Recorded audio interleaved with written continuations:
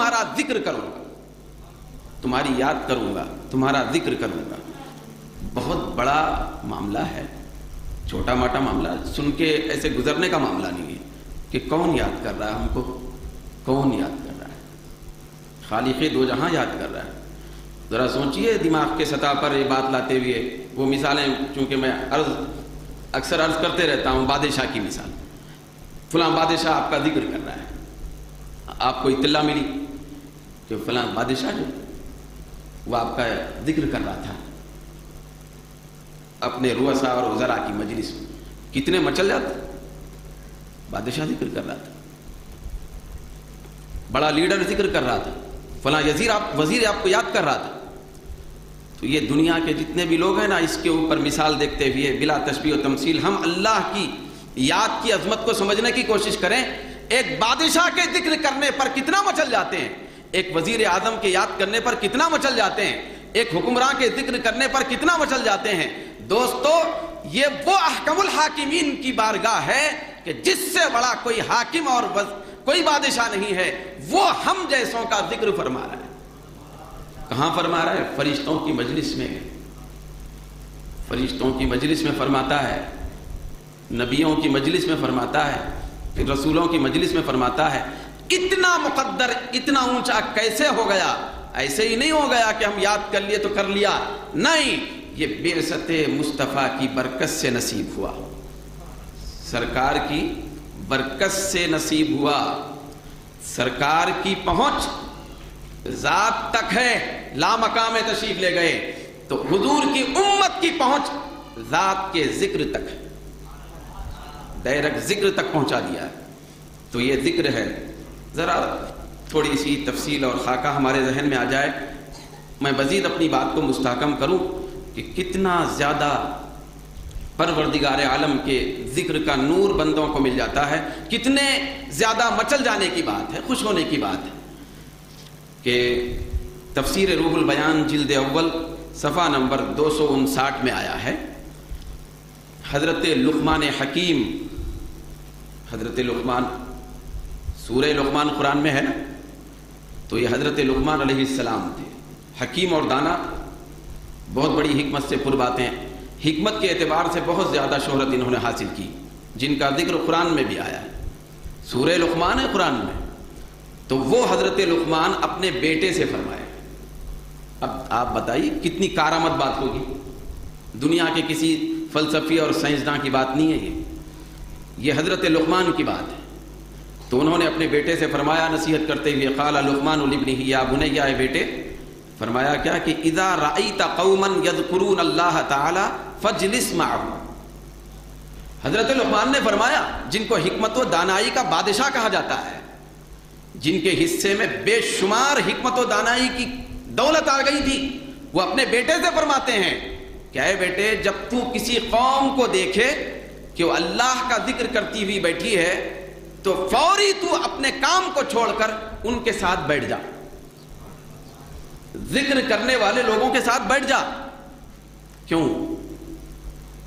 اب آپ بتائیے کہ حضرت لقمان کے بیٹے ہیں وہ، تو بیٹے کے پاس کتنا علم ہوگا، وہ تو اپنے والد سے ہی پڑھے ہو، حکمت کتنی ملی ہوئی ہوگی، خزانہ علم کا عالم کیا ہوگا، حضرت لقمان کے بیٹے۔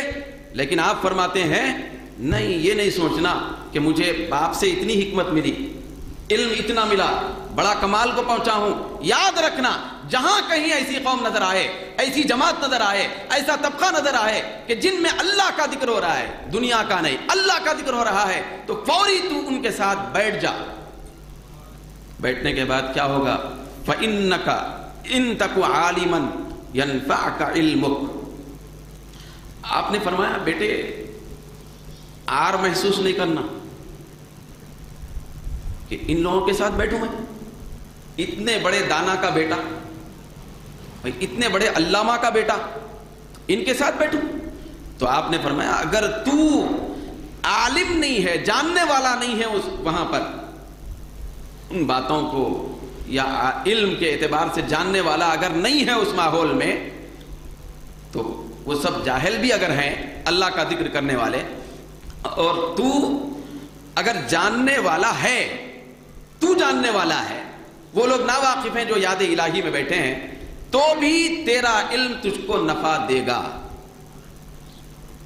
تیرا علم تجھ کو فائدہ دے گا، کیونکہ اللہ کا ذکر ہو رہا ہے تو اس کے اثرات تیرے علم پہ پڑیں گے اور فائدہ دے گا علم۔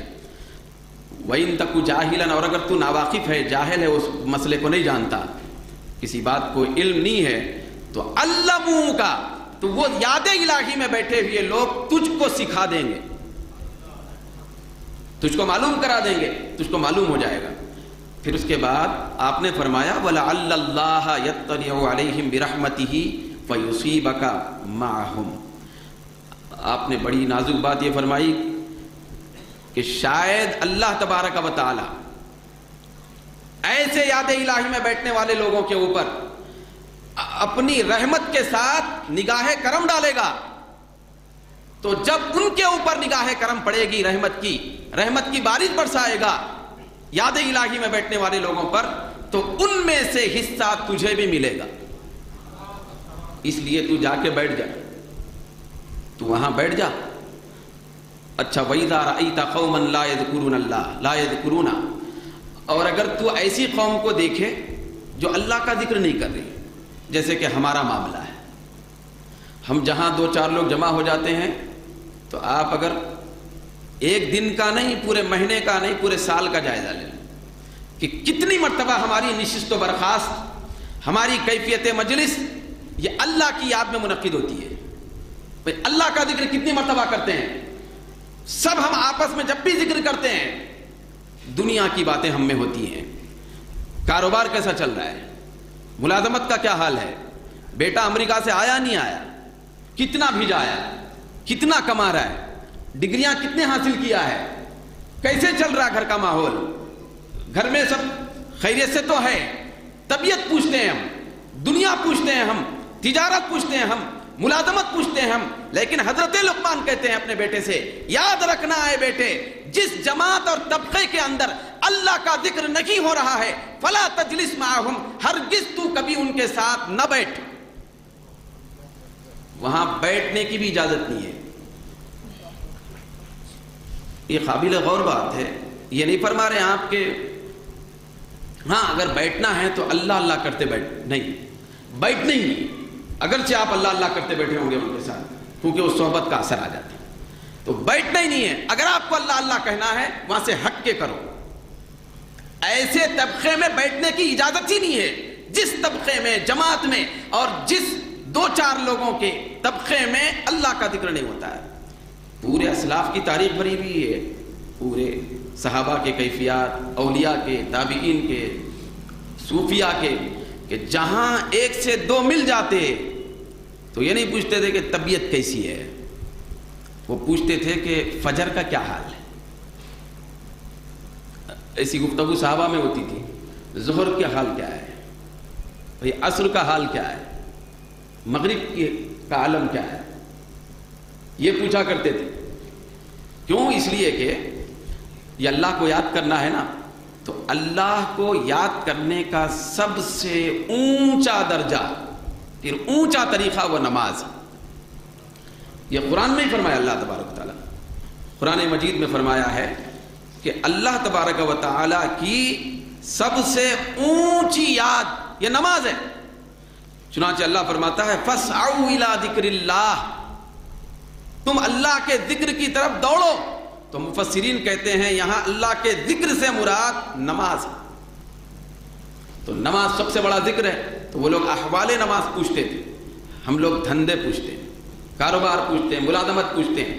تو وہ فرماتے ہیں حضرت لقمان کہ جہاں اللہ کی یاد نہیں ہے، تو اب آج سے ہم کو تہیہ کرنا ہے، ذہن سے اگر نکل گیا تو کبھی ایسا نہیں ہوا تو بھی توبہ کریں، استغفار کریں، لیکن جب بھی آپ اپنے دوست سے ملاقات کریں، کسی مجلس میں بیٹھیں، لوگوں کے ساتھ بیٹھیں، کہیں پہ بھی آپ رہیں 2-4 آدمی، تو ضرور آپ کی نشست اور آپ کی مجلس ختم ہونے سے پہلے پروردگار عالم کا ذکر کریں۔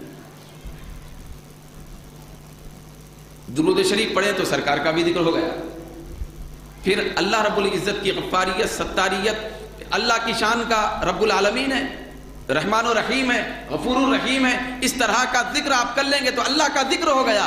تو آپ اس میں جتنی باتیں کریں گے وہ اگر جائز تھی، ناجائز نہیں، جائز اگر تھی مگر تھی دنیاوی اعتبار سے تھی، تو اللہ تبارک و تعالیٰ پروردگار عالم اپنا تھوڑا ذکر اس کے ساتھ شامل ہونے کی برکت سے، اس کی وسعت رحمت سے وہ ساری باتوں کو ثواب کا ذریعہ بنائے، ساری باتیں کامیاب۔ بھئی ایسا نہیں ہے کہ صحابہ کرام تجارت کا ذکر نہیں کرتے تھے، ایسا غلط ہے۔ صحابہ کرام تجارت کا ذکر کیسے نہیں کرتے تھے؟ صحابہ کرام خود تجارت کرتے تھے، صحابہ کرام مزدوری بھی کرتے تھے، صحابہ کرام بہت سارے معمولات زندگی بھی اختیار کرتے تھے، لیکن یاد الہی یا اللہ کے ذکر کے ساتھ۔ تو حضرت حکیم لقمان فرماتے ہیں جہاں اللہ کا ذکر نہیں ہو رہا ہے ایسی قوم کے پاس سے تو اٹھ جا، بیٹھنے کی ضرورت نہیں۔ کیوں؟ اگر تو جاننے والا ہے وہاں بیٹھنے سے تیرے علم میں کوئی فائدہ ہونے والا نہیں ہے، اور اگر تو جاہل ہے، ناواقف ہے، تو وہاں بیٹھنے کے بعد تیری جہالت کو، گمراہی کو، ہٹ دھرمی کو وہ لوگ اپنے عمل سے اور بڑھا دیں گے، کیونکہ یاد الہی میں رہنے والی قوم نہیں ہو۔ وہاں بیٹھنے کے بعد تیری جہالت میں مزید اضافہ ہوگا، اور شاید اللہ تبارک و تعالیٰ اس طبقے پر جو یاد الہی میں نہیں ہے وہاں اپنی ناراضگی ظاہر فرما رہا ہو۔ تم اگر جا کے بیٹھیں گے، اچھے خاصے جا رہے تھے، تو وہاں بیٹھنے پر اللہ کی ناراضگی میں سے تم کو بھی حصہ مل گیا، تو ناراضگی کا شکار ہو جائیں گے۔ تو لہذا ایسا نہ کریں۔ تو ہمیں چاہیے کہ اللہ کا ذکر کرنے کی کوشش کریں کسی بھی انداز میں۔ اب یہاں میں آپ کے سامنے چند بنیادی باتیں، تاکہ بات پوری ہو جائے اور حجت قائم ہو جائے، تو میں عرض کر رہا ہوں کہ اللہ کا ذکر جو ہے اس کا مطلب کیا ہے۔ تو میں بالکل آسان انداز میں، مختصر انداز میں آپ کے عرض کروں، تفصیل میں گئے بغیر، کہ امام سیدنا فخر الدین رازی رحمۃ اللہ علیہ کی یہ تفسیر کبیر ہے۔